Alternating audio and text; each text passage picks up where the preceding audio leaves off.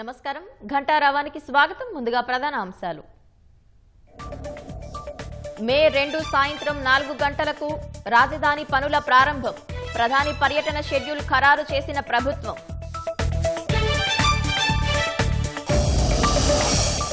BJP MLA Adinarayana Reddy ఆగడాలపై కొరడ. Cement factory వాహనాలు అడ్డుకున్న అనుచరుడిపై కేసు.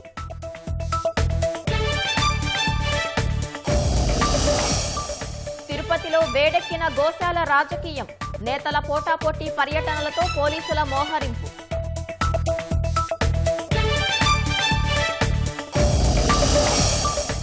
మద్యం కుంభకోణంలో నేడు సిట్టు విచారణకు సాయిరెడ్డి.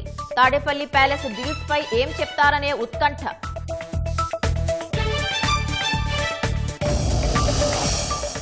రాష్ట్రంలో ప్రైవేటు వైద్య కళాశాల స్వయం ప్రతిపత్తికి నిరాకరణ. పేద విద్యార్థుల ఫీజు కష్టాల దృష్ట్యా ప్రభుత్వం నిర్ణయం.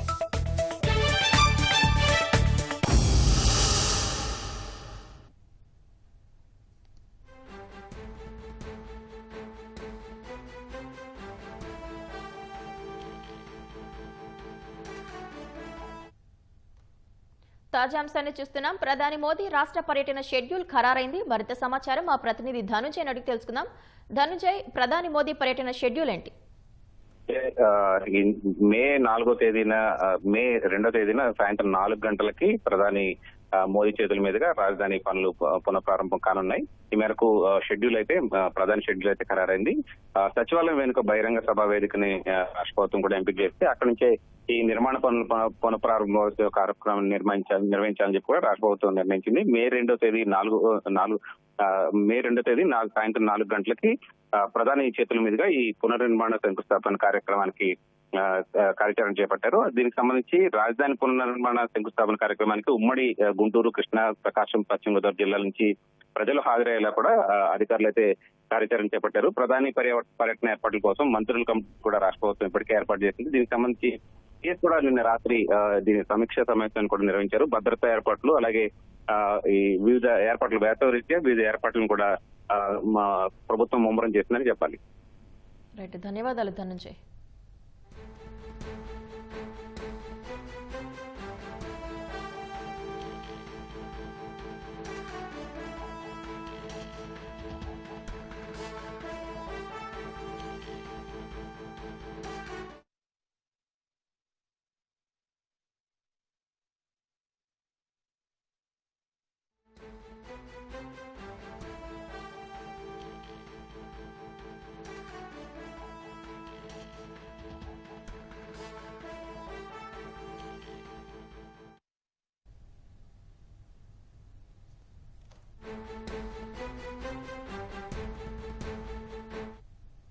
తిరుపతిలో గోశాల రాజకీయం వేడెక్కింది. నేతలు పోటాపోటీగా గోశాలను సందర్శించనున్న నేపథ్యంలో పోలీసులు అప్రమత్తమయ్యారు.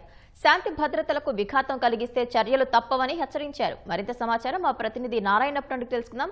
నారాయణప్ప, తిరుపతి గోశాలను ఇవాళ ఎవరెవరు సందర్శించే అవకాశం ఉంది? పోలీసులు ఏమంటున్నారు? పవిత్ర, గడిచిన కొన్ని రోజులుగా తిరుపతి ఎస్వి గోశాల చుట్టూ రాజకీయాలు కమ్ముకున్నాయి. ఎస్వి గోశాలలో గడిచిన 3 నెలల కాలంలో 100 గోవులు చనిపోయాయంటూ టీటీడీ మాజీ చైర్మన్ భూమన కరుణాకర్ రెడ్డి ఆరోపణలు చేసిన నేపథ్యంలో ఉద్రిక్త పరిస్థితులు చోటు చేసుకుంటున్నాయి. 3 నెలల కాలంలో 100 గోవులు చనిపోయాయని భూమన కరుణాకర్ రెడ్డి అవాస్తవ ప్రచారాలు చేస్తున్నారని చెప్పి టీటీడీ ఈవో శ్యామలరావు మీడియా సమావేశం నిర్వహించి పూర్తి స్థాయి వివరాలు వెల్లడించారు. గడిచిన 10 నెలల కాలంలో కూటమి ప్రభుత్వం అధికారంలోకి వచ్చాక టీటీడీలో చేపడుతున్న కార్యక్రమాలు కావచ్చు, లేకపోతే ఎస్వి గోశాల నిర్వహణ, ఎస్వి గోశాలలో గోవుల సంరక్షణకు సంబంధించి టీటీడీ తీసుకునే చర్యలు పూర్తిగా వివరించినప్పటికీ మరింత రాజకీయం చేస్తూ వైకాపా నేతలు ఎస్వి గోశాల గోవుల మరణాలను పై అసత్య ప్రచారాలు ప్రారంభించడంతో ఈరోజు కూటమికి సంబంధించిన ప్రజాప్రతినిధులందరూ ఎస్వి గోశాల సందర్శించున్నారు. ఈ నేపథ్యంలోనే తాను ఉదయం 10 గంటలకు ఎస్వి గోశాలకు వెళ్తానంటూ టీటీడీ మాజీ చైర్మన్ భూమన కరుణాకర్ రెడ్డి ప్రకటన చేసిన నేపథ్యంలో ఎస్వి గోశాల వద్ద తీవ్ర ఉద్రిక్త పరిస్థితులు కొనసాగుతున్నాయి.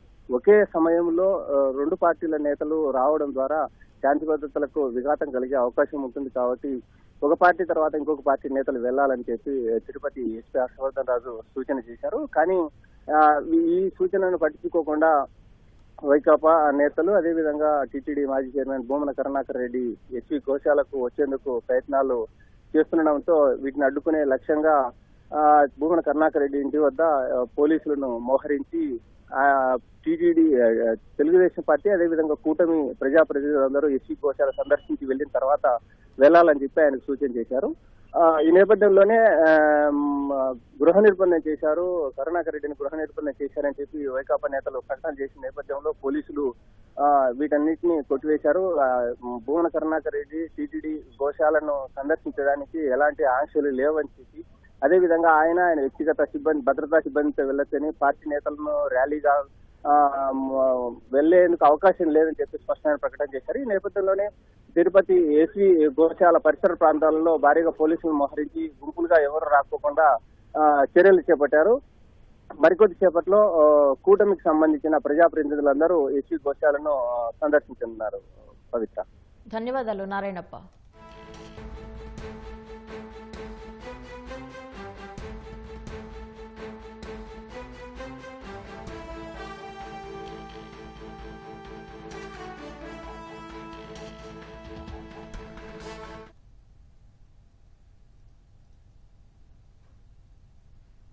బీజేపీ ఎమ్మెల్యే ఆదినారాయణ రెడ్డి ఆగడాలను పోలీసులు తీవ్రంగా పరిగణించారు. కడప జిల్లాలోని అల్ట్రాటెక్ సిమెంట్ ఫ్యాక్టరీ వాహనాలను అడ్డుకున్న ఆదినారాయణ రెడ్డి అనుచరుడిపై కేసు నమోదు చేశారు.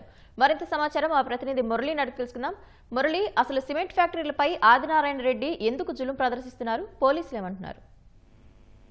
పవిత్ర, కడప జిల్లాలో ఉన్నటువంటి సిమెంట్ పరిశ్రమలకు వెళ్లాల్సినటువంటి ఆర్టీపీపీ ఫ్లై యాష్ ను అడ్డుకోవడంలో మరోసారి జమ్మలమడుగు ఎమ్మెల్యే ఆదినారాయణ రెడ్డి విమర్శలు ఎదుర్కొంటున్నారు. గతంలోనే ఆర్టీపీపీ నుంచి వెళ్లాల్సినటువంటి ఈ ఫ్లై యాష్ కి సంబంధించి తాడపత్రి మాజీ ఎమ్మెల్యే జేసీ ప్రభాకర్ రెడ్డి ఆదినారాయణ రెడ్డి వర్గీయుల మధ్య దాదాపు నెల రోజుల పాటు వివాదం కొనసాగిన నేపథ్యంలో ఇప్పుడు తాజాగా మరోసారి ఈ ఎర్రగుంట్ల వద్ద ఉన్నటువంటి అల్ట్రాటెక్ సిమెంట్ పరిశ్రమతో ఈ ఫ్లై యాష్ వెళ్లకుండా ఆదినారాయణ రెడ్డి వర్గీయులు 5 రోజుల నుంచి అడ్డుకోవడం వివాదాస్పదం అవుతోంది. ఈ సిమెంట్ పరిశ్రమకు ఇది వరకు ఇండియా సిమెంట్ పరిశ్రమగా ఉన్నటువంటిది గత డిసెంబర్ లోనే అల్ట్రాటెక్ యాజమాన్యం కొనుగోలు చేసిన నేపథ్యంలో ఆ అల్ట్రాటెక్ పరిశ్రమలో ఉన్నటువంటి అభివృద్ధి పనులు కావచ్చు, కాంట్రాక్ట్ పనులు, అదేవిధంగా సిమెంట్ రవాణాకు సంబంధించి ట్రాన్స్పోర్ట్ కు సంబంధించినటువంటి కాంట్రాక్టులన్నింటినీ కూడా తమ అనుచరులకే ఇవ్వాలని జమ్మలమడుగు ఎమ్మెల్యే ఆదినారాయణ రెడ్డి యాజమాన్యం పైన ఒత్తిడి తెచ్చినట్లు మనకు సమాచారం అందుతుంది. అయితే వాటన్నిటినీ కాంట్రాక్టులు గతంలో ఒప్పందం చేసుకున్న మేరకు వాటిని రద్దు చేసి మీకు ఇవ్వడం కుదరదని యాజమాన్యం తెగేసి చెప్పడంతో ఆయన పనులను అడ్డగించేటువంటి కార్యక్రమం చేపట్టినట్లు తెలుస్తోంది. ఈ ఫ్లై యాష్ ఆర్టీపీపీ నుంచి ఈ సిమెంట్ పరిశ్రమకు అల్ట్రాటెక్ సిమెంట్ పరిశ్రమలో సిమెంట్ ఉత్పత్తి కావాలంటే ప్రధానంగా ఫ్లై యాష్, అదేవిధంగా బొగ్గు, జిప్సము, అదేవిధంగా సున్నప్రా ఇవన్నీ కావాల్సినటువంటి అవసరం ఉంది. ఇవన్నీ సరఫరా చేసేటువంటి కాంట్రాక్ట్ కూడా తమకే ఇవ్వాలని ఎమ్మెల్యే ఆదినారాయణ రెడ్డి పట్టుబడుతున్నట్లు తెలుస్తోంది. ఆర్టీపీపీ నుంచి వచ్చేటువంటి ఫ్లై యాష్ తో పాటు నెల్లూరు కృష్ణపట్నం నుంచి వచ్చేటువంటి బొగ్గు, రాజమండ్రి నుంచి వచ్చేటువంటి జిప్సము, అదే విధంగా సున్నపురాయి సమీపంలో ఉన్నటువంటి ఆ సిమెంట్ పరిశ్రమకు కేటాయించినటువంటి సున్నపురాయి గనుల నుంచి టిప్పర్ల ద్వారా సున్నపురాయిని కూడా తీసుకొచ్చేటువంటి ఈ టిప్పర్లు వాహనాలన్నిటినీ కూడా సిమెంట్ పరిశ్రమలోకి వెళ్లకుండా ఆదినారాయణ రెడ్డి వర్గీయులు తన అనుచరుల చేత వాటిని అడ్డగించే ప్రయత్నం గత 5 రోజుల నుంచి చేస్తున్నట్లు కంపెనీ ప్రతినిధులు పోలీసులకు ఫిర్యాదు చేశారు. ఈ వ్యవహారం పైన నిన్న జిల్లా కలెక్టర్ కూడా కంపెనీ ప్రతినిధులకు ఫిర్యాదు చేయడంతో ఆయన ఆగవేగాల మీద జిల్లా ఎస్పీని ఆదేశించడం, వెంటనే ఎర్రగుంట్ల పోలీసులు కూడా ఈ వ్యవహారం పైన కేసు నమోదు చేశారు. ఆదినారాయణ రెడ్డి ప్రధాన అనుచరుడిగా ఉన్నటువంటి జగదీశ్వర్ రెడ్డి మరో కొంతమంది పైన ఎర్రగుంట్ల పోలీసులు కేసు నమోదు చేశారు.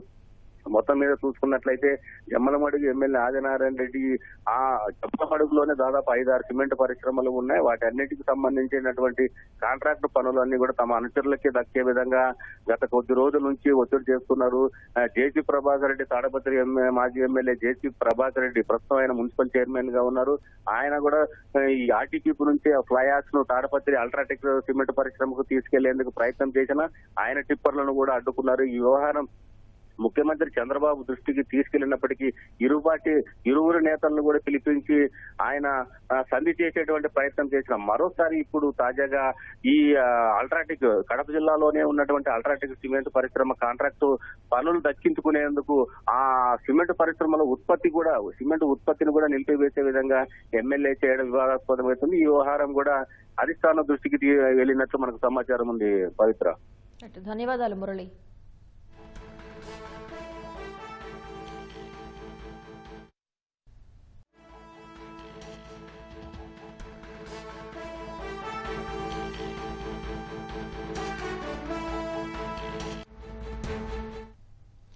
తాజాంశాన్ని చూస్తున్నాం. జగన్ అంతఃపుర రహస్యాలు తెలిసిన విజయసాయిరెడ్డి మద్యం కుంభకోణం కేసులో సాక్షిగా కాసేపట్లో పోలీసుల ఎదుట హాజరు కానున్నారు. పూర్తి వివరాలు మా ప్రతినిధి జయప్రకాష్ అడిగి తెలుసుకుందాం. జయప్రకాష్, సాయిరెడ్డి ఎన్ని గంటలకు సిట్ విచారణకు హాజరవుతారు? పవిత్ర, ఈ రోజు సిట్ విచారణకు హాజరు కావాలని ఇటీవల నోటీసులు జారీ చేసింది. 10 గంటలకు విజయవాడ సిపి కార్యాలయంలోని సిట్ ఆఫీస్ కు రావాలని నోటీసుల్లో పేర్కొన్నారు. అయితే మొదట నోటీసులో ఈ నెల 18వ తేదీన విచారణకు హాజరు కావాలని నోటీసులో పేర్కొన్నారు. దానికి స్పందించినటువంటి విజయసాయిరెడ్డి ఈ నెల 17వ తేదీనే వస్తానని సిట్ అధికారులకు తెలిపారు. ఒకసారి పూర్వపరాలు కనుక చూసుకున్నట్లయితే గత ప్రభుత్వ వైసీపీ హయాంలో భారీ ఎత్తున మద్యం ఇటు కొనుగోలు కానీ విక్రయాలు, అదేవిధంగా కంపెనీలకు కేటాయించే ఆర్డర్స్, వీటన్నిటిలో చూసుకున్నట్లయితే భారీ ఎత్తున అవకతవకలు జరిగాయి. కమిషన్లు తీసుకొని ఆదాయాన్ని పక్కదారి పట్టించారు. ఇదంతా ఒకళ్ళకే వెళ్లి కీలక వ్యక్తులకి, గత ప్రభుత్వంలో ఉన్నటువంటి కీలక వ్యక్తులకి హవాలా మార్గంలో వెళ్ళింది అనేటువంటి ఫిర్యాదులు ఉన్నాయి. సిఐడి పోలీసులు నమోదు చేసి ఆ తర్వాత ఈ కేసు దర్యాప్తుని సిట్ అధికారులకు అప్పగించారు. సిట్ అధికారులు ఒక్కొక్కరుగా విచారణ చేపట్టారు. తాజాగా విజయసాయిరెడ్డికి ఇచ్చారు. విజయసాయిరెడ్డి చూసుకున్నట్లయితే అందరికీ తెలిసిందే, వైసీపీలో చాలా కీలక వ్యక్తులుగా ఉన్నటువంటి వాళ్ళల్లో ప్రథముడని చెప్పుకోవచ్చు. జగన్ తరువాత పార్టీని పూర్తి స్థాయిలో అర్థం చేసుకొని పూర్తి స్థాయిలో అవగాహన ఉన్నటువంటి వ్యక్తి విజయసాయిరెడ్డి అనేటువంటిది చెప్పుకోవచ్చు. మొదటి నుంచి ఆయన పార్టీలోనే ఉన్నారు. జగన్ కి సంబంధించినటువంటి దాదాపు ఆంతరంగిక విషయాలు కూడా తెలిసే అవకాశం విజయసాయిరెడ్డికి ఉంది. అయితే ఇక్కడ కీలకాంశం మరొకటి, గతంలో సిఐడి విచారణకు హాజరైనటువంటి విజయసాయిరెడ్డి రాజ్ కసిరెడ్డే మద్యం కుంభకోణానికి కీలక సూత్రధారి, పాత్రధారి అనే పదాన్ని మీడియాకు నేరుగా తెలపడం అనేటువంటిది చాలా కీలక పరిణామం అని చెప్పుకోవచ్చు. ఆయన పార్టీ నుంచి బయటకు వచ్చినప్పటికీ కొంతకాలం ఏమీ మాట్లాడలేదు. అయితే ఇటీవల ఈ వ్యాఖ్యలు చేయటం అనేటువంటిది చాలా కీలక పరిణామంగా మనం చెప్పుకోవచ్చు. దీంతో మొత్తం ఆయనే వ్యవహరించారు. మొత్తం ఆర్డర్లు ఇచ్చేది, అదే విధంగా దాని పంపించేది, కొనుగోలు, బాటిలింగ్, ఇటువంటి వాటన్నిటిలో మొత్తం ఆనకానికల్లోనే జరిగింది అనే విషయాన్ని విజయసాయిరెడ్డి తెలిపారు. ఈ రోజు ఆయన విచారణకు వస్తున్న నేపథ్యంలో అసలు ఎటువంటి విషయాలు ఇవి తెలుస్తాయి అనేది చాలా కీలకంగా మారనున్నది.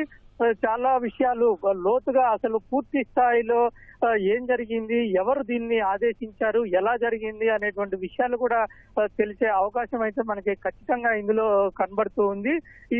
ఇది మద్యం కేసుకి సంబంధించి ఇది ఒక మలుపు అని చెప్పుకోవచ్చు. ఇప్పటి వరకు రాజ్ కసిరెడ్డికి 3 సార్లు నోటీసులు ఇచ్చినా సరే ఆయన హాజరు కాలేదు.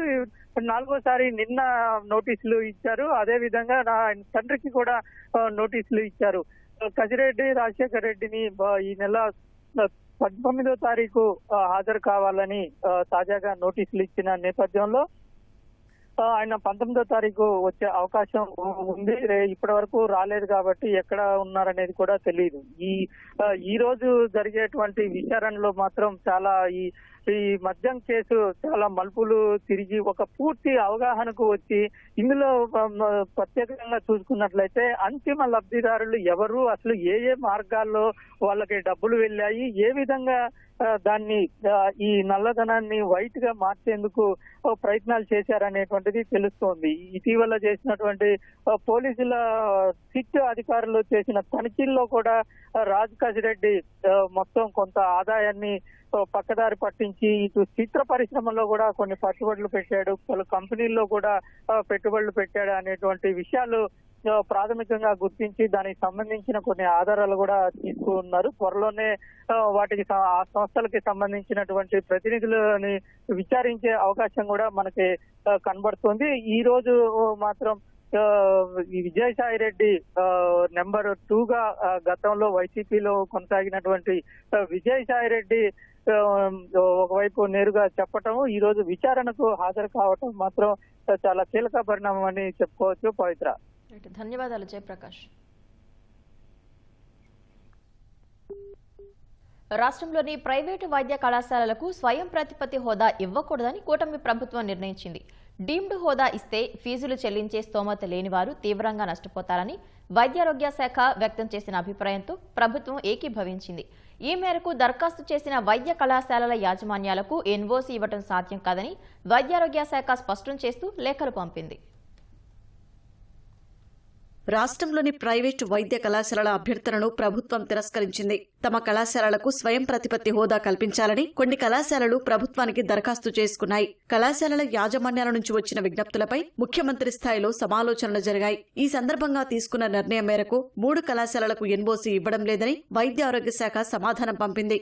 రాష్ట్రంలోని ప్రైవేటు వైద్య కళాశాలలో డీమ్డ్ హోదా కల్పించాలని కోరుతూ కొన్ని ఎన్టీఆర్ ఆరోగ్య విశ్వవిద్యాలయం ప్రభుత్వానికి నేరుగా దరఖాస్తు చేశాయి. సుమారు 7 వైద్య కళాశాలల యాజమాన్యాలు డీమ్డ్ టు బి హోదాను యూజీసీ నుంచి పొందేందుకు అవసరమైన ఎన్ఓసీ జారీ చేయాలని దరఖాస్తులు పెట్టుకున్నాయి. చట్ట ప్రకారం ఇది వీలు కాదని విశ్వవిద్యాలయం వాటికి సమాచారం ఇచ్చింది. ఈ క్రమంలో పలు సంస్థల ప్రతినిధులు నేరుగా ప్రభుత్వాన్ని సంప్రదించారు. దరఖాస్తులపై అభిప్రాయం కోరడంతో డైరెక్టర్ ఆఫ్ మెడికల్ ఎడ్యుకేషన్ అధికారులు స్పందించారు. డీమ్డ్ హోదా వల్ల ఉత్తమ విద్యార్థులకు నష్టం జరుగుతుందని ప్రభుత్వానికి తెలిపారు. డీమ్డ్ హోదా కల్పిస్తే సీట్లన్నింటినీ జాతీయ స్థాయి ర్యాంకులతో భర్తీ చేస్తారన్న డీఎంఈ ఫీజులు కూడా 20 లక్షలకు పైగానే ఉంటాయన్నారు. సీట్ల భర్తీకి రిజర్వేషన్ ఉండదని వివరించారు. ప్రస్తుత విధానంలో ప్రైవేటు వైద్య కళాశాలలో 50% సీట్లను ఉచితంగా కన్వీనర్ కోటా కింద మెరిట్ విద్యార్థులకు ఎన్టీఆర్ ఆరోగ్య విశ్వవిద్యాలయం కేటాయిస్తోందన్నారు. జాతీయ వైద్య కమిషన్ మంజూరు చేసిన అన్ని సీట్లలో 85% రాష్ట్ర విద్యార్థులతోనే భర్తీ అవుతున్నాయని తెలిపారు. డీమ్డ్ హోదా కల్పిస్తే ఆ విద్యాసంస్థ పరిధిలో ఉన్న నర్సింగ్, ఇతర వైద్య కోర్సులు నిర్వహించే కళాశాలలపై కూడా విశ్వవిద్యాలయ పర్యవేక్షణ ఉండదని పేర్కొన్నారు. వైసీపీ నాయకుల రేషన్ బియ్యం దందాపై నంద్యాల ఎంపీ బైరెడ్డి శబరి నేరుగా రంగంలోకి దిగారు. పోలీసులు, పౌర సరఫరాల శాఖ అధికారులతో కలిసి వైసీపీ నాయకులకు చెందిన గోదాములపై మెరుపు సోదాలు చేశారు. పాణ్యం మండలం తమ్మరాజుపల్లె, కాటసాని రాంభూపాల్ రెడ్డి తండాల్లో రేషన్ బియ్యం అక్రమ నిల్వలను గుర్తించారు. సుమారు 1500 క్వింటాళ్ల రేషన్ బియ్యాన్ని స్వాధీనం చేసుకున్నారు. వెంటనే గోడౌన్ను సీజ్ చేయాలని పాణ్యం తహసీల్దార్ను ఆదేశించారు.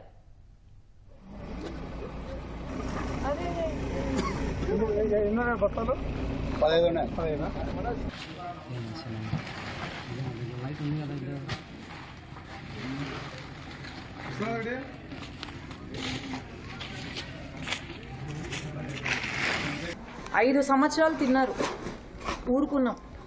ఇప్పుడు మన ప్రభుత్వం వచ్చినప్పుడు మేము ఇవన్నీ సహించాం. ఖచ్చితంగా ఇది ఎవరైతే చేసినారో, నాకు తెలిసి ఎవరు చేసినారో, ఖచ్చితంగా వాళ్ళపైన యాక్షన్ తీసుకోవాలి.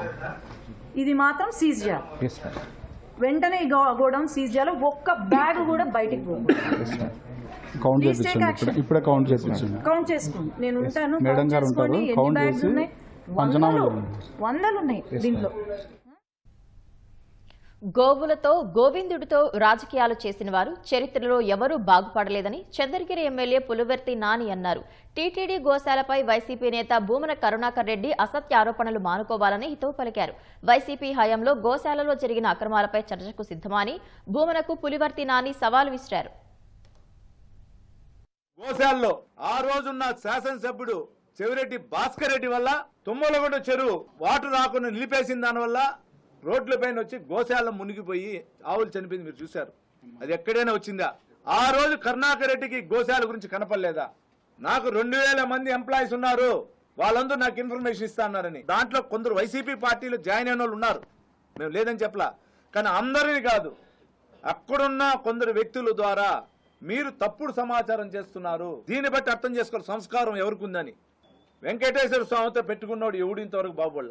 దేవుడు ఏ దేవుడైనా పర్వాలా, వెంకటేశ్వర స్వామి ఉండొచ్చు, అల్లా దేవుడైనా ఉండొచ్చు, జీసస్ అయినా, దేవుడితో మనం ఎవరు రాజకీయం ఆడకూడదు. ఏ రోజైనా జగన్మోహన్ రెడ్డి గారు సీఎం గా ఉన్నప్పుడు తిరుమలకి వెళ్ళారు, డిక్లరేషన్ ఇచ్చారా? పవన్ కళ్యాణ్ గారు సతీమణి తన కుమారుడు హెల్త్ బాగైంది అనే ఉద్దేశంతో వచ్చి డిక్లరేషన్ ఇచ్చి గుండు కొట్టుకొని వెళ్ళారు.